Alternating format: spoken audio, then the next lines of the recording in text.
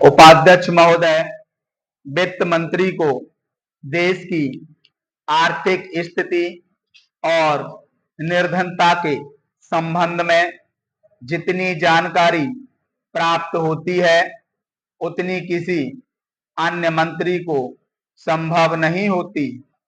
Budget बनाते समय वैसे तो बजट में आय व्यय का ब्यौरा होता ही है, लेकिन मूल रूप में देश की आर्थिक नीतियों में किस प्रकार का परिवर्तन हो तथा किस मार्ग पर वह देश को चलाना चाहते हैं, सरकार का लक्ष्य क्या है, इन सब नीतियों का बजट में विवरण होता है।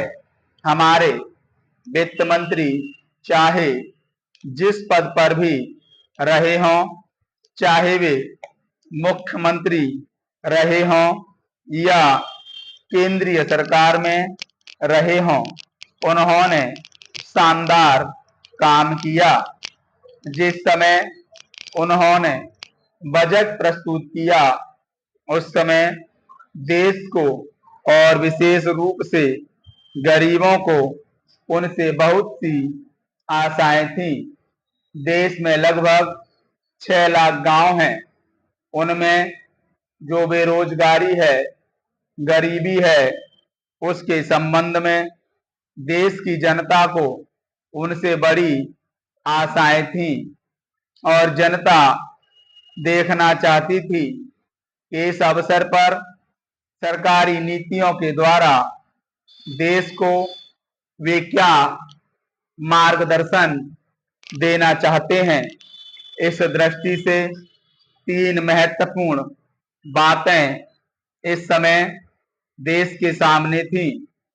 देश का आर्थिक विकास तेजी से हो, अधिक लोगों को काम मिल सके और मूल्यों में स्थिरता आए। जहां तक इन तीनों उद्देश्यों का संबंध है, हमने देखा कि उस ओर कुछ प्रयत्न हुए हैं। विशेष रूप से गरीबी हटाओ के संबंध में इस देश में जो चर्चा चल रही है, इस बजट में कुछ सीमा तक उसका उल्लेख मिलता है, क्योंकि जितने भी प्रत्यक्ष कर लगे हैं, वे ज्यादातर धनी लोगों पर और विशेष रूप से शहर के लोगों पर लगाए गए हैं। इस तरह से जो एक प्रकार की आर्थिक असमानता हमारे देश में चल रही है, उसको दूर करने का प्रयत्न अवश्य किया गया है।